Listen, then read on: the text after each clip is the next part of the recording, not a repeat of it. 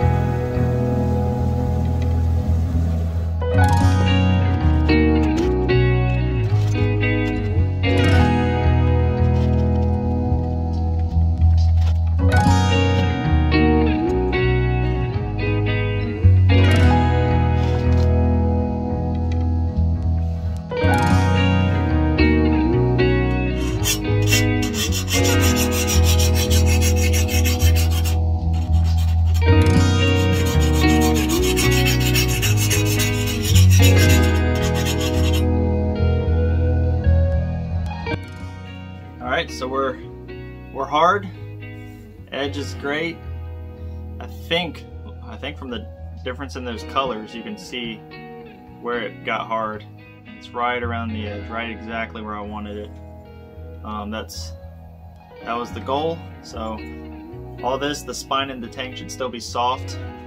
I realized I didn't drill my holes before I quenched it, which I normally do whether I do an edge quench or not, but I might have to soften the tang just a little bit to be able to drill through it easily, but that's okay. Still got to temper it. I was thinking about doing a torch temper just for the sake of time, which I've never done before. I've always done it in the oven, but I know the colors we're supposed to be looking for, and I know it goes a little quicker. So I'm gonna try it. Hope I don't shoot myself in the foot, but I'm gonna try and do an edge temper on this. Not an edge, a torch temper. Sorry, but see how it goes. All right, so I'm ready to go. I ground down that scale from the heat treat just so I could see the colors good. Got a bucket of water down here just so my edge doesn't get too hot, but I'm just gonna heat up the spine with my torch here and just let the spine turn blue and the heat travel down to the edge. I only want the edge to be a straw color. Like I said, I've never done this before. I've looked it up and kind of get the concept, but hopefully this goes well. If your edge turns blue, you've gone too far.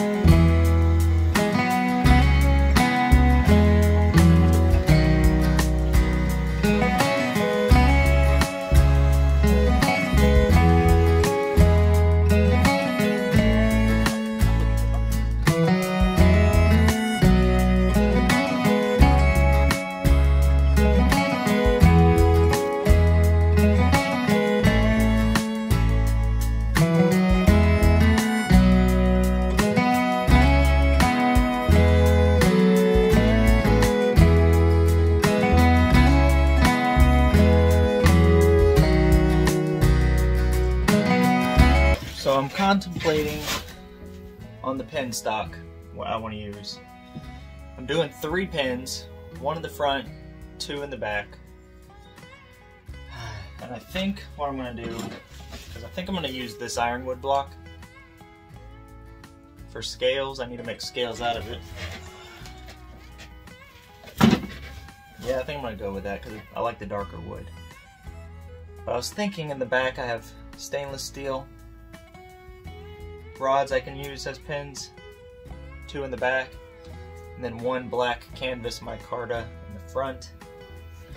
I like the idea of having 2 different kinds of pins on the blade, on the handle.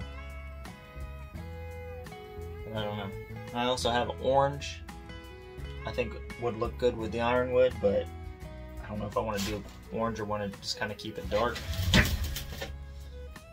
What to do, and I only got a tiny bit of copper. So I was thinking maybe a copper that I'd rivet up front. If you see it, follow me on Instagram. That's what I've done with my bird and trout knives with ironwood handles. I've riveted copper pins on it, and it looks pretty cool. So I was thinking about copper up front, and maybe 2 black ones in the back. You know what? Now that I say that out loud, I might do that. I might do a copper one up front and rivet it over like I do my bird and trout knives, and then I won't use these stainless. And then 2 canvas micarta ones in the back, side by side. I'm gonna do that. All right, so we're on day 3 of this ball bearing to kitchen knife challenge, and there's the knife back there in the vise. I just had to soften the tang a little bit more because I was trying to drill some holes for the epoxy, and as I got closer to the tail end of it, surprisingly enough, it was too hard. Usually it's the other way around, closer to the bevel. But anyways, tonight is my last night of the challenge. Technically tomorrow is the last day, but I'll be at work and I won't have time to finish it up in time. So I have a lot of work to do tonight if I want to get this finished. I'm only just past the tempering stage.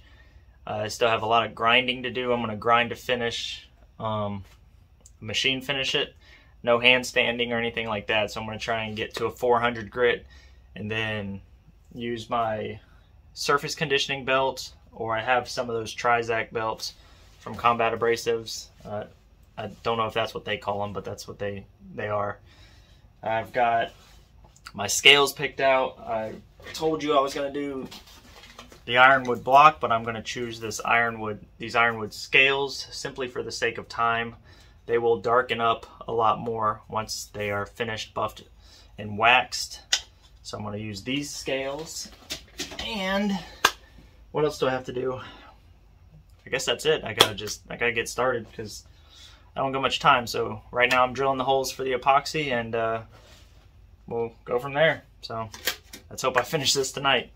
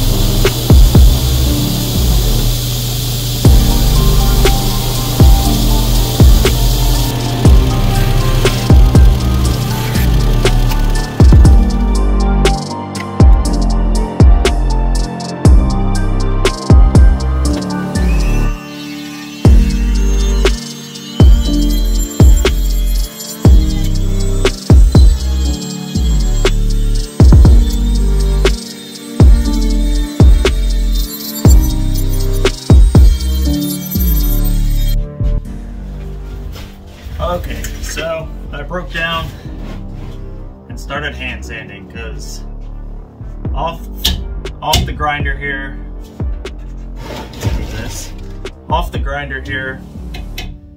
Even though I got a glass plat in and try to be super careful and keep the blade flat, you still get these high and low spots that are very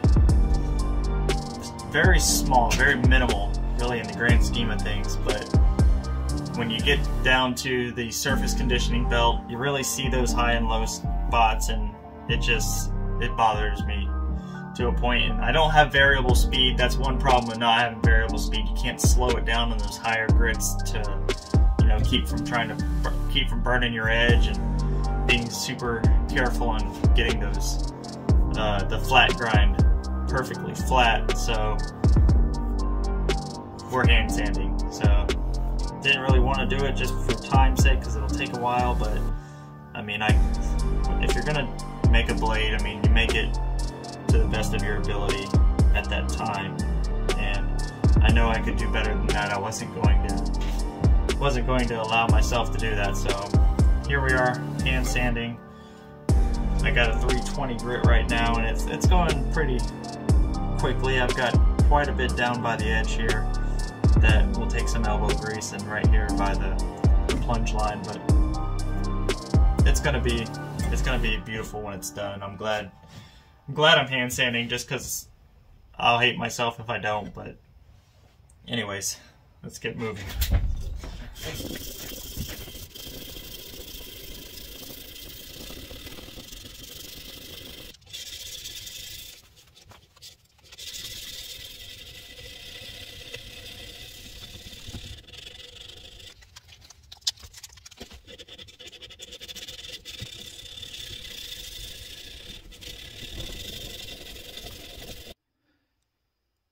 So this is where we're at after the hand sanding. Looking pretty good. Good satin finish.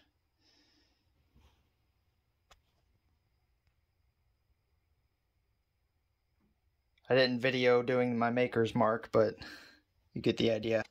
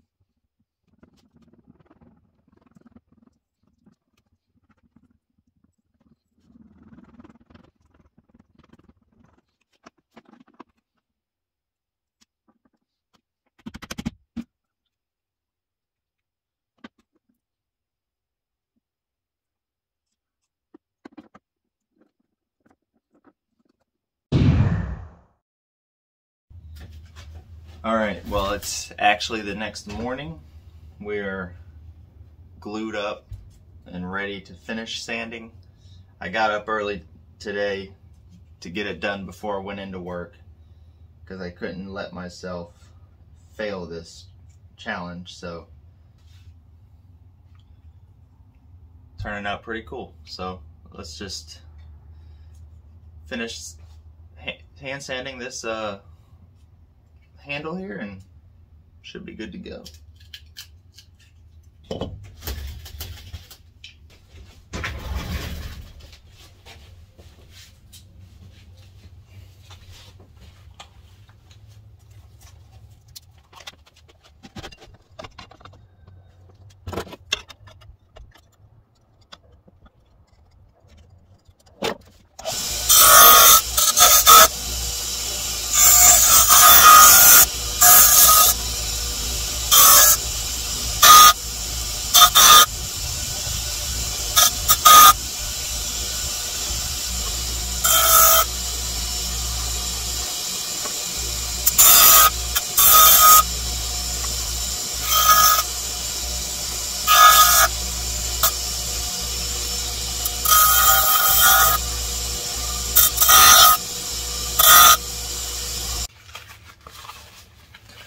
Alright, so here's how the handle's turning out. I like how it looks so far.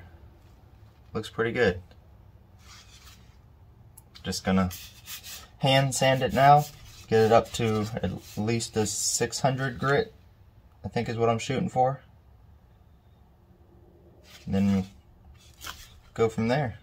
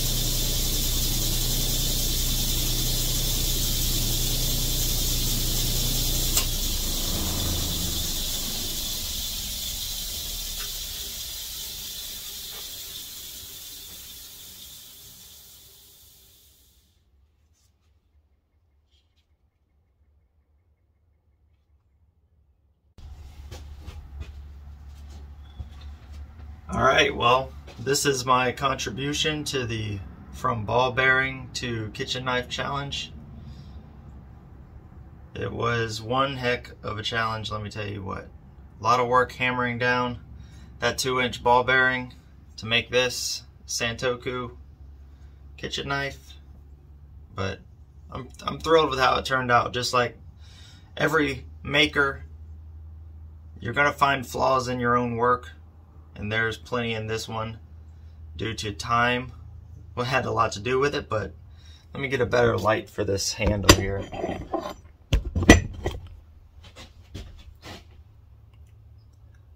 This ironwood, I think, just turned out beautiful. I haven't waxed it yet. It's still dark a little from the buffer, but once I wax it, it'll darken up a little bit. But that's it. Tried to go with a more Japanese style knife, kind of Western blend, if you can see that. I mean, it's